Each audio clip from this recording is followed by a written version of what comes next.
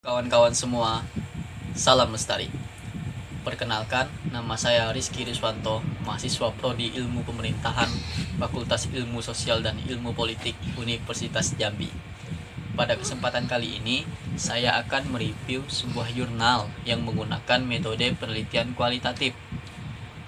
Dalam metode penelitian kualitatif, peneliti akan diminta untuk menggambarkan keadaan secara objektif berdasarkan hasil wawancara, catatan lapangan, dan juga dokumen-dokumen lain yang didapatkannya selama di lapangan. Dalam metode kualitatif ini, peneliti merupakan instrumen kunci dalam keberhasilan penelitiannya. Jurnal yang akan saya review ini berjudul Analisis Strategi Pengelolaan Sampah Terpadu Berbasis Masyarakat di Kota Semarang. Seperti yang kita ketahui bersama, sampah merupakan masalah yang kerap hadir di kota-kota besar di Indonesia, tak terkecuali di Kota Semarang.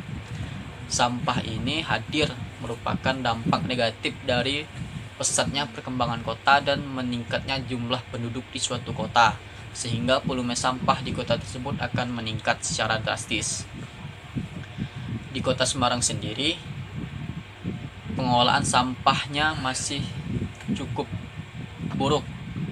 Jadi sarana dan prasarana untuk mengolah sampah di Semarang masih belum cukup baik, sehingga tidak mampu untuk mengolah sampah yang cukup besar. Dalam jurnal ini, peneliti berfokus pada penerapan strategi pengelolaan sampah berbasis masyarakat. Jadi dalam jurnal ini, peneliti melakukan pemilihan informan menggunakan teknik purposive sampling, yaitu teknik non-random di mana objek dan subjek penelitian dipilih berdasarkan pertimbangan tertentu sesuai dengan tujuan yang diinginkan.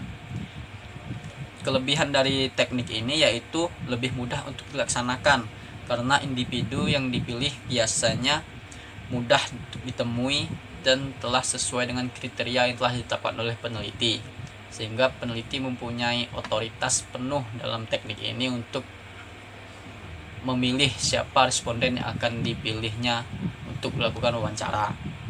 Kekurangannya yaitu jaminan jumlah sampel yang digunakan representatif dari segi jumlah. Sedangkan dalam menggali informasi, jurnal ini menggunakan teknik snowballing, yaitu teknik berantai. Maksudnya, peneliti akan melakukan wawancara dengan responden pertama. Setelah selesai melakukan wawancara, responden pertama tadi diminta untuk menunjuk siapa responden berikutnya yang sesuai dengan spesifikasi atau kriteria yang telah ditetapkan tadi, yang sesuai dengan ahlinya juga. Begitu terus hingga penelitian selesai. Kelebihan dari snowballing ini yaitu penelitian relatif jauh, hasil dari penelitian ini relatif jauh dari kata bias, karena penelitiannya telah terfokus sehingga tidak lari kemana-mana dan menjadi bias. Tetapi kekurangannya membutuhkan waktu dan juga biaya yang lumayan besar. Jadi dalam jurnal ini, hasil dari jurnal ini yaitu ada faktor yang bisa mendukung keberhasilan dari program pengolahan sampah terpadu berbasis masyarakat. Faktor pendukungnya yaitu adanya dukungan dari aktor-aktor politik, yaitulah anggota DPRD dan wali kota Semarang. Tetapi ternyata tidak cukup hanya mendukung saja. Ada beberapa faktor penghambat dari program ini, yaitu belum adanya regulasi secara jelas, sehingga program pengolahan sampah terpadu berdasarkan masyarakat ini belum ada regulasinya, sehingga tata kelolanya masih jauh dari kata baik dan tidak sesuai dengan yang diharapkan. Selain belum ada regulasi yang mengatur, pengolahan sampah terpadu berbasis masyarakat ini juga ternyata tidak diimbangi dengan keaktifan dari masyarakatnya. Masyarakat Semarang sendiri ternyata masih pasif dan masa bodoh dengan sampah yang dihasilkannya setiap hari, sehingga keaktifan dari masyarakat seharusnya cukup penting dalam strategi pengolahan sampah terpadu berbasis masyarakat, tetapi ternyata di lapangannya masyarakatnya masih pasif dan tidak peduli dengan sampahnya.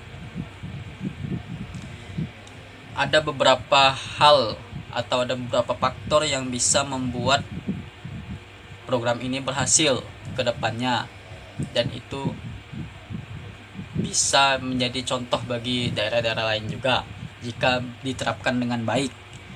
Faktor-faktor yang bisa mendukung yaitu pertama, harus dibuatkan regulasinya dulu secara jelas.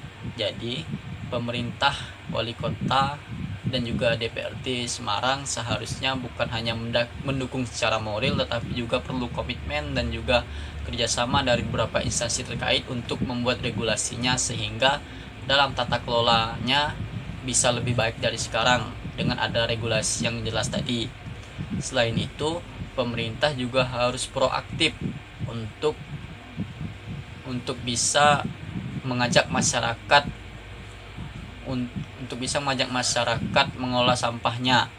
Jadi masyarakat diharapkan menjadi aktif dan ikut serta mensukseskan program ini dengan pemerintah terus melakukan kampanye-kampanye dan melakukan hal-hal yang bisa membuat masyarakat menjadi aktif untuk mengelola sampahnya secara mandiri. Jadi program-program yang telah ditetapkan ini haruslah mendapatkan dukungan dari masyarakat secara penuh dan juga harus dilakukan secara kompak dan bersama-sama. Saya kira itu saja review yang dapat saya berikan. Jika dirasa bermanfaat silakan di like, jika tidak suka silakan di dislike saja. Terima kasih, semoga kita berjumpa lagi di lain kesempatan. Salam lestari.